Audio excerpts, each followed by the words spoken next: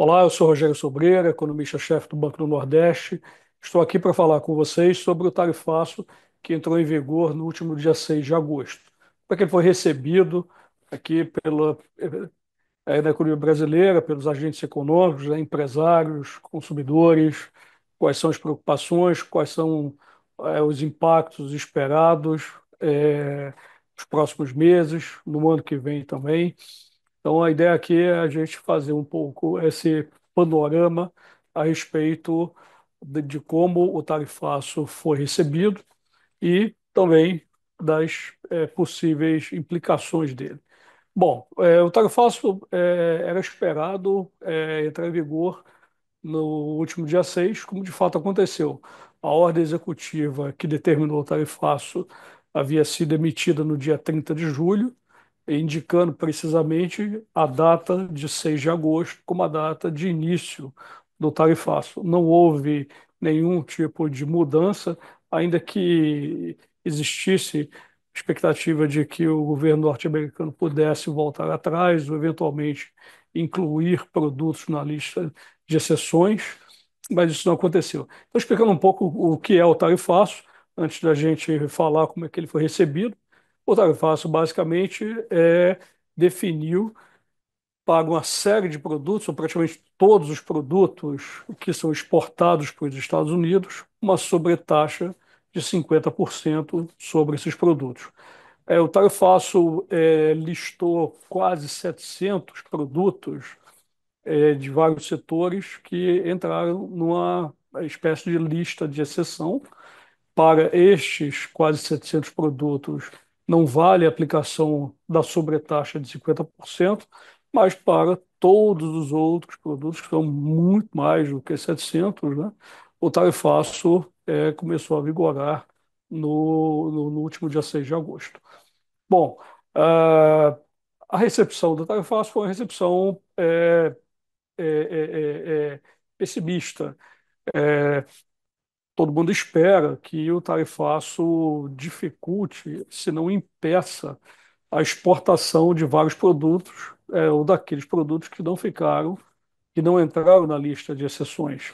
E aqui estamos falando de produtos como café, frutas, calçados, etc. São produtos importantes para a pauta de exportação brasileira e com a aplicação da sobretaxa, esses produtos vão ficar muito caros para o consumidor americano, para o empresário que compra esses produtos e vende no mercado norte-americano, e, portanto, é razoável imaginar que esses empresários que compram os produtos exportados pelo Brasil, que não entraram na lista de exceção, tendam a buscar é, ou um preço menor por parte dos nossos exportadores ou outros exportadores.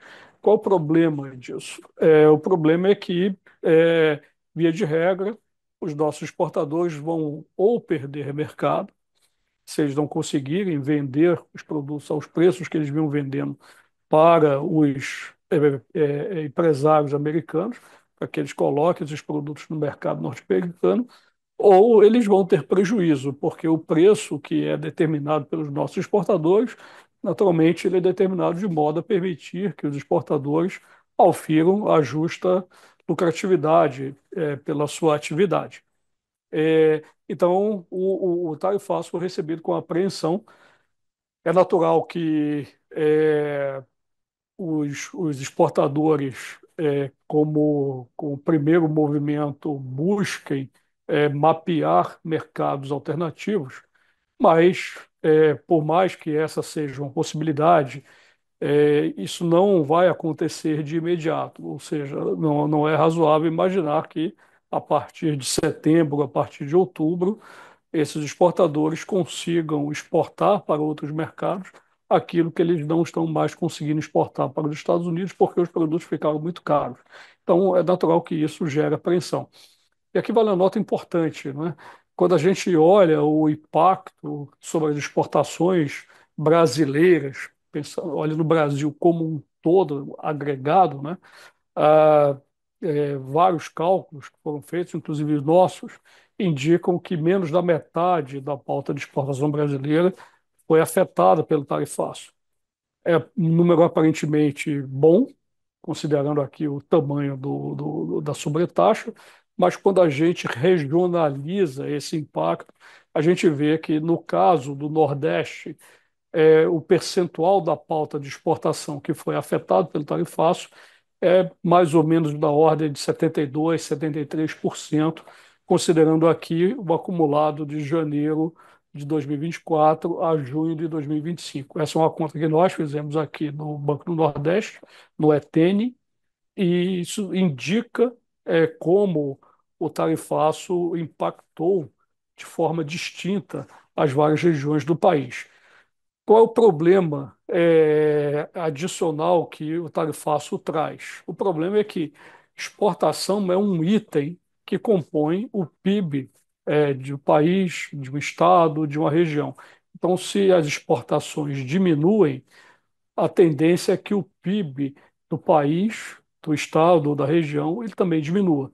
Nós fizemos essa conta para o Nordeste, né, considerando o ano de 2025 e também o ano de 2026, assumindo que os exportadores que foram sobretaxados não consigam substituir o mercado norte-americano por outros mercados. É uma hipótese forte, mas a ideia é dar uma medida de qual seria o impacto.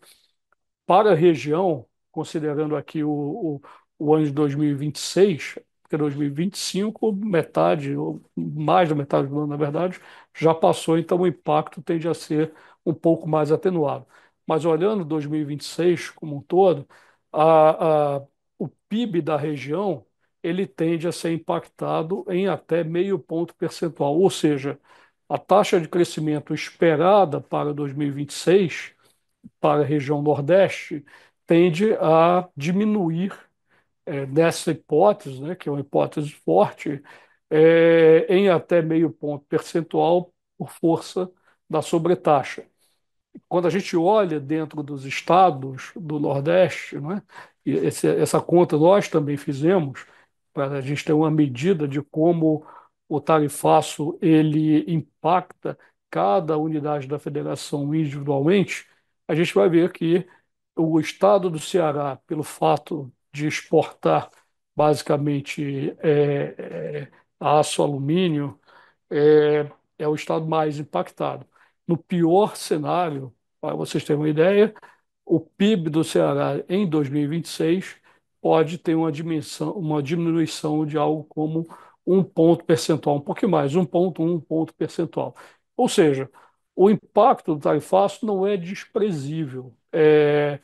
Apesar da pauta de exportação brasileira impactada ser menos da metade, mas isso pode sim fazer com que o PIB do Brasil, o que vale para o Nordeste, o que vale para os estados do Nordeste, também vale para o Brasil. Naturalmente, vale em menor intensidade, talvez, mas isso provavelmente terá um impacto sobre a taxa de crescimento esperada para 2026 e mesmo para 2025. Neste sentido, o tarifaço é uma má notícia. E vale dizer que a sobretaxa que foi imposta para o Brasil de todos os países que foram sobretaxados, essa é uma medida que o governo Trump implementou para todos os países com quem ele tem relações comerciais, o Brasil foi o país que foi mais afetado em termos de sobretaxa. A maior sobretaxa a um país foi aplicada para o Brasil, e que pesa o fato de que, recentemente, o governo Trump aplicou uma sobretaxa de mesmo tamanho para a Índia, por força do fato de que a Índia vem comprando petróleo dos russos. Então, essa sobretaxa que foi aplicada à Índia, para a Índia havia sido aplicada uma sobretaxa de 25%, e foi aplicada uma sobretaxa de mais 25% como penalidade pelo fato da Índia continuar comprando petróleo da Rússia. E os Estados Unidos já avisou, inclusive, que qualquer país que compre petróleo da Rússia vai ser sobretaxado também. Então, essa mais uma fonte de apreensão para o Brasil.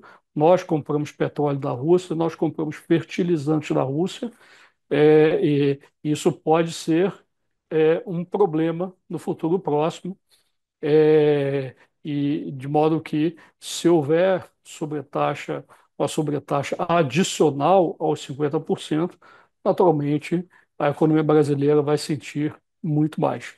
Então, este é o panorama. A sobretaxa não é uma boa notícia, não é o fim do mundo também, mas cabe a nós, aqui no Brasil, basicamente buscar meios para substituir parcialmente o mercado norte-americano e esperar que, ao longo de 2026, as negociações vão continuar.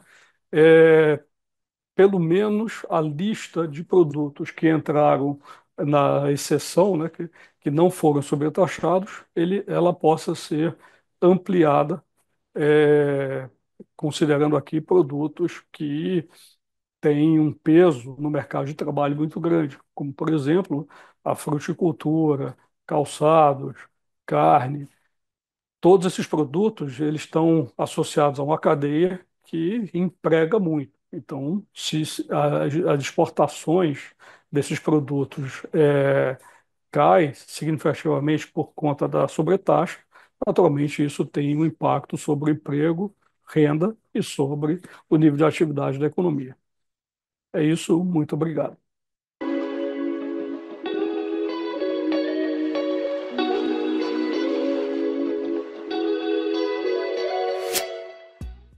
Inscreva-se no nosso canal, ative o sininho e fique por dentro dos melhores conteúdos.